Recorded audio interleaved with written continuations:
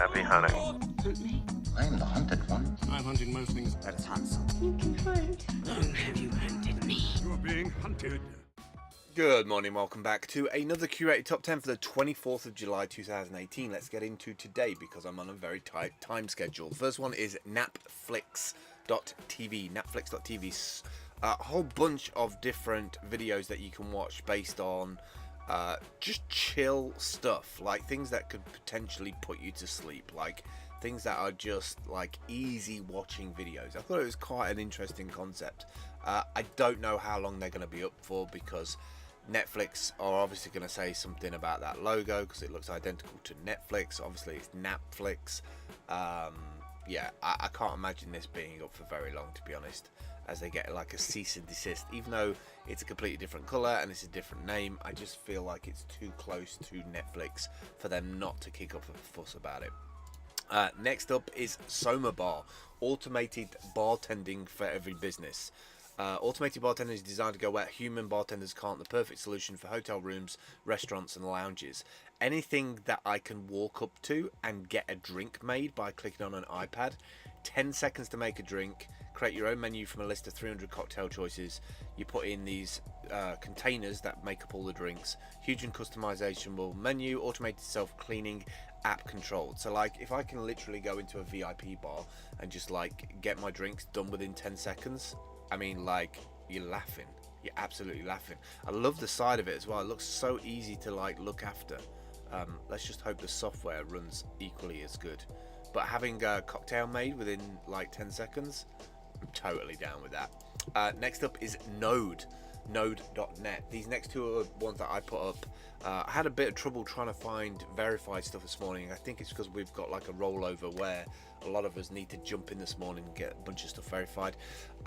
Node is a great product. The product is a guy has made these regular videos on YouTube and he puts it out.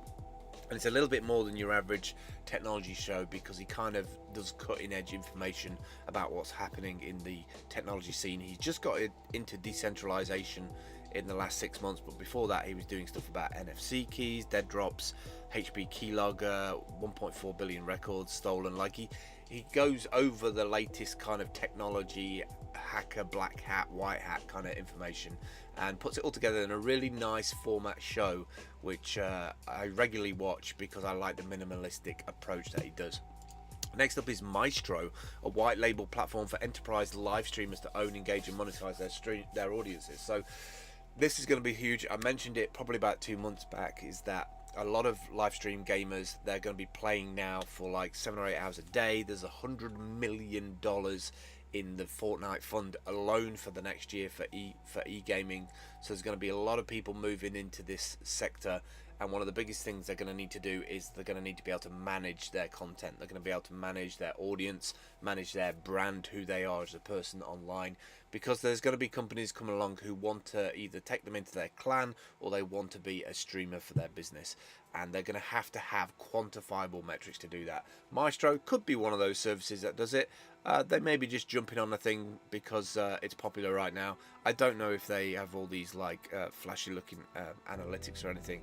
I do feel like a lot of these can be a little bit middlemen, the same way that networks were on YouTube. So, you know, do your homework and look into it before you get like completely signed up with one of these things. But if you are looking for like a one-stop shop solution, then maybe Maestro will be the one for you. Next up is innoviz-pro, high performance LiDAR, solid state LiDAR. Now most LiDARs, if you've ever heard of the word LiDAR before, is a system that's normally on the top of a car for these autonomous cars. So Google have got one. I think Apple are trying to build an autonomous car, and definitely think Uber have a bunch of these already running in cities. This thing though looks completely like integrated. When they say solid state, kind of like just one device. It's got the LiDAR on the front, but it doesn't have all the additional side stuff that the Google ones have. So I'm a bit concerned as to if they've either just leapfrogged that older technology, which was just like looked this crazy assortment of like different technology on the roof, if they've actually leapfrogged that and managed to put it into one unit, or if this is just like limited in some way as to what it can do. I don't think that this thing could drive autonomously a car. I just don't see that. It does say high angular resolution, high frame rate for unrivaled scanning performance. So it might be a component with the other components, because you've got to have all that stuff on the side as well and behind, kind of looking at the side behind, because that's all your kind of I want to say disaster management. It would be a disaster if you ran somebody over or somebody fell into the curb, into the road. This is only looking forward as far as I can see. So I don't know. The size of it though, like, it's getting smaller and smaller and smaller and integrated. I can totally see these things being eventually integrated into like the roof railings of the car, into the front of the car, into the side panels. Next up is Natural Machines, the Foodini. We're getting a little bit closer to replicator territory here in the Foodini. The Foodini is a 3D food printer, new generation kitchen appliance that combines technology, food, art and design.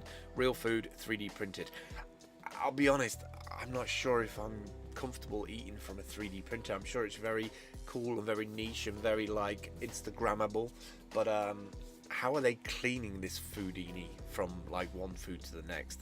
Little bit of concern. I mean, great, like I can imagine some of the food is like super wild to look at, like a 3D printed head made from butter.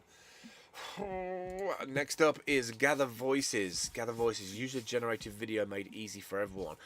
I kind of like this product. I think it's like been built on a bit of a whim.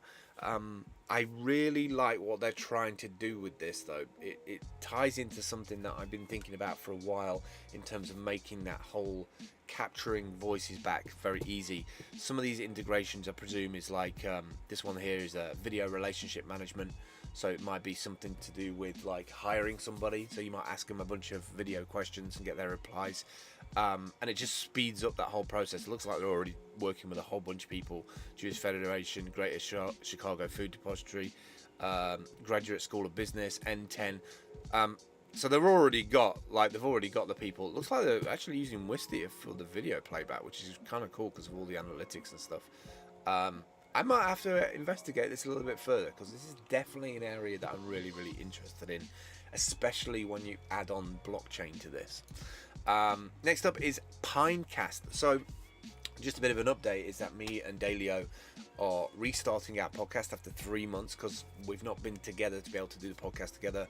We found some new tools. She's got a new audio interface so she can use her high quality microphone that we both got the same one, so they sound the same.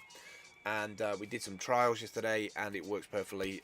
We're going to be using Anchor because it goes to 10 different places, but I'm also looking around at different software as well, and this one came up today.